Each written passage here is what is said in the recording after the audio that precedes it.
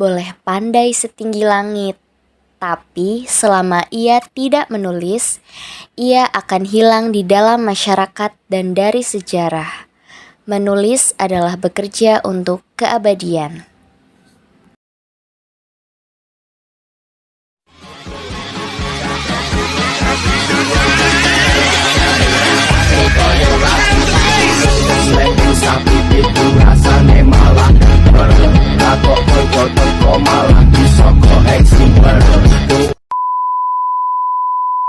Assalamualaikum warahmatullahi wabarakatuh. Perkenalkan, nama saya Janat Sadia dari kelas 12 MIPA 1, no absen 19. Sebelumnya terima kasih kepada Pak Guru Pak Kamali yang telah memberikan kesempatan kepada saya untuk menceritakan kembali sinopsis dan unsur intrinsik yang terdapat dalam novel Rumah Kaca ini. Kalian tahu nggak itu tadi cuplikan kalimat pada novel apa? Itu tadi adalah cuplikan kalimat pada novel Rumah Kaca karya dari Pramudia Anantatur yang terdapat pada halaman 473. Kalimat tersebut mengartikan bahwa orang boleh saja pandai setinggi langit, tetapi apabila ia tidak menulis, ia akan hilang di dalam sejarah. Pramudia Anantatur memang tidak hidup selamanya, namun karyanya akan tetap dikenang di dalam sejarah dan dalam masyarakat.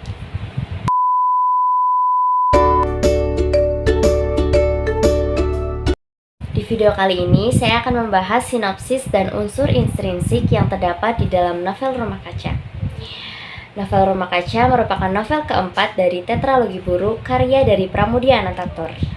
Pramudia Anantatur adalah seorang sastrawan Indonesia yang lahir di Blora, Jawa Tengah pada tanggal 6 Februari 1925. Novel Rumah Kaca ini adalah penutup dari 3 novel sebelumnya, yaitu Bumi Manusia, Anak Semua Bangsa, dan Jejak Langkah.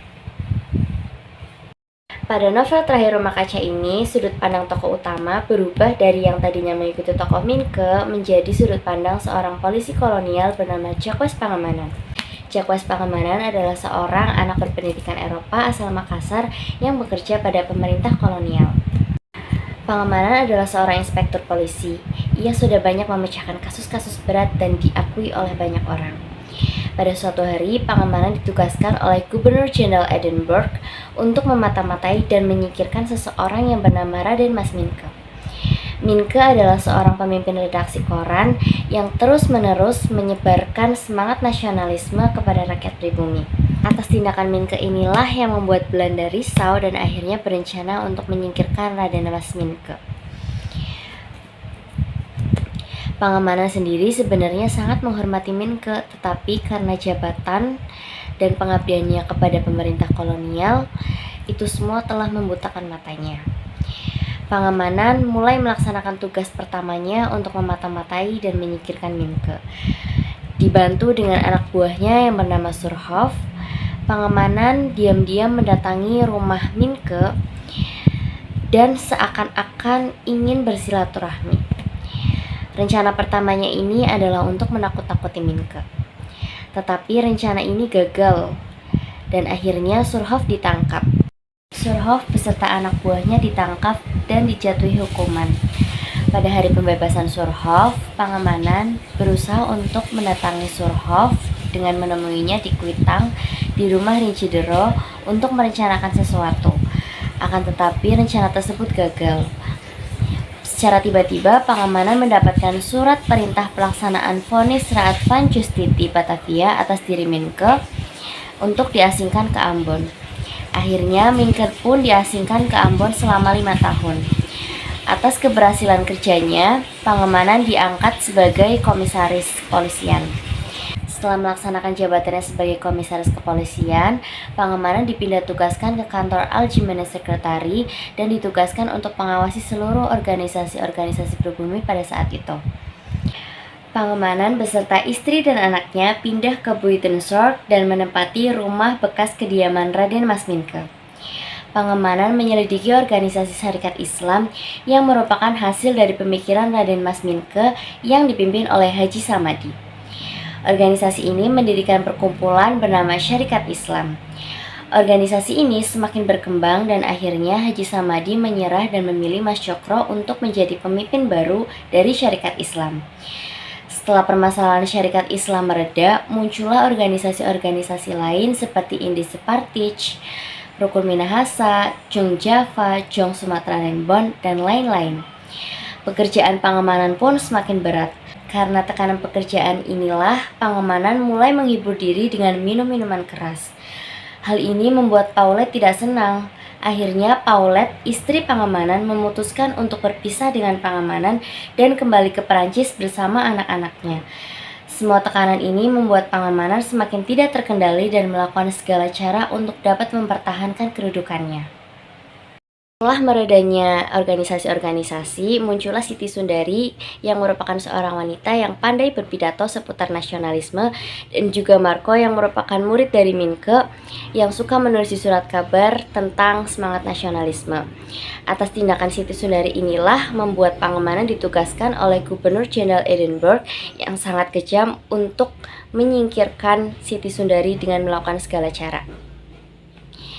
Akhirnya masa jabatan Gubernur Jenderal Edinburgh selesai dan digantikan dengan Gubernur Jenderal Van Limburg-Stirum yang memiliki sifat lebih lembut dibandingkan Gubernur Jenderal Edinburgh. Dalam masa pemerintahan Gubernur Jenderal Van Limburg-Stirum, akhirnya Minke pun dibebaskan dan pengamanan ditugaskan untuk menjemput Minke. Setelah Minke bebas, dengan ragu-ragu Minke pergi ke Kuitang untuk menyelidiki kegiatan di sana. Dan ternyata semua orang telah melupakannya, namanya tidak pernah terdengar lagi. Ia mengembara dari pasar ke pasar dan ternyata ia bertemu dengan seseorang sahabatnya yang bernama Gunawan yang merupakan anggota syarikat yang telah dikucilkan pada masa kekuasaan Mas Cokro. Atas semua tekanan yang telah dirasakan Minke, akhirnya Minke pun jatuh sakit. Gunawan pun merawat Minke. Karena kurangnya perhatian dari para dokter, Minke dinyatakan meninggal karena penyakit disentri. Pengamanan yang mendengar kabar tersebut merasa sangat sedih karena Minke sudah dianggap seperti gurunya sendiri. Pengamanan pun mendatangi makam Minke. Pengamanan merenungi segala kesalahannya dan ia sangat merasa menyesal atas semua tindakan yang telah dilakukannya. Sepeninggalnya Minke, pengamanan bertemu dengan Madame Sanneke Melabouk yang merupakan ibunda dari Raden Mas Minke. Karena sangat merasa bersalah atas semua yang telah dilakukannya, pengamanan menuliskan surat kepada Madame Sanneke Melabouk dan memberinya tulisan-tulisan Minke sambil mengakui segala kejahatan dan pengkhianatannya yang telah dilakukan selama ini. Pengamanan siap menerima apapun hukuman yang akan diberikan oleh Madame Sanneke Melabouk. Bersamaan dengan tulisan-tulisan Minke, pengamanan juga menyerahkan hasil tulisannya sendiri yang dia beri judul Rumah Kaca. Nah, itu tadi adalah sinopsis dari novel Rumah Kaca. Pada novel terakhir ini lebih memfokuskan pada cara-cara pengamanan untuk mengawasi Minke dan akhir hidup dari tokoh seorang Minke.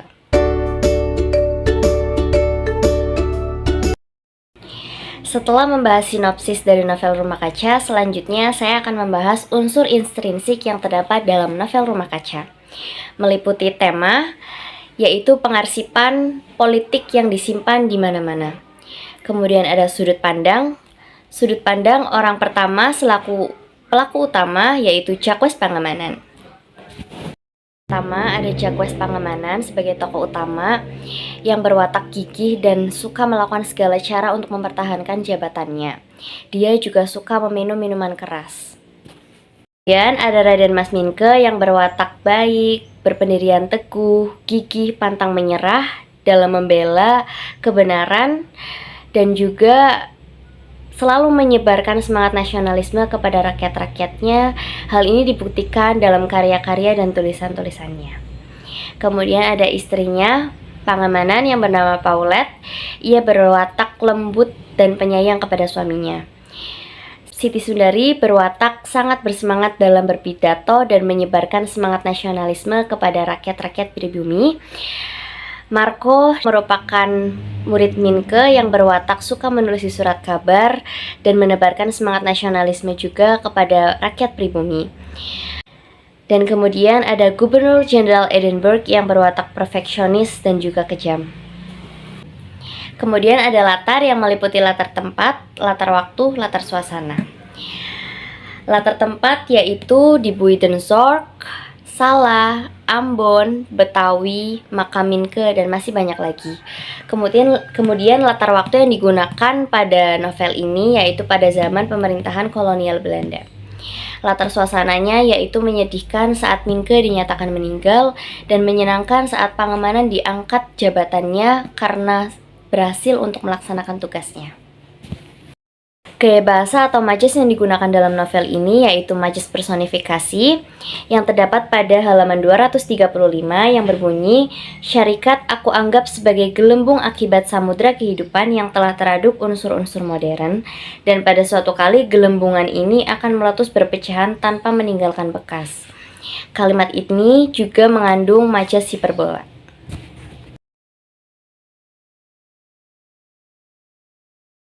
Amanat dan nilai moral yang dapat kita ambil dalam novel Rumah Kaca ini adalah tetaplah berpegang teguh terhadap kebenaran, janganlah kalian menghalalkan segala cara untuk mendapatkan sesuatu yang tidak baik, sekalipun itu untuk mendapatkan harta, jabatan, dan yang lain. Itu tadi penjelasan mengenai sinopsis dan unsur intrinsik yang terdapat pada novel Rumah Kaca. Sekian video dari saya, kurang lebihnya mohon maaf. Semoga bermanfaat untuk kalian semua. Wassalamualaikum warahmatullahi wabarakatuh.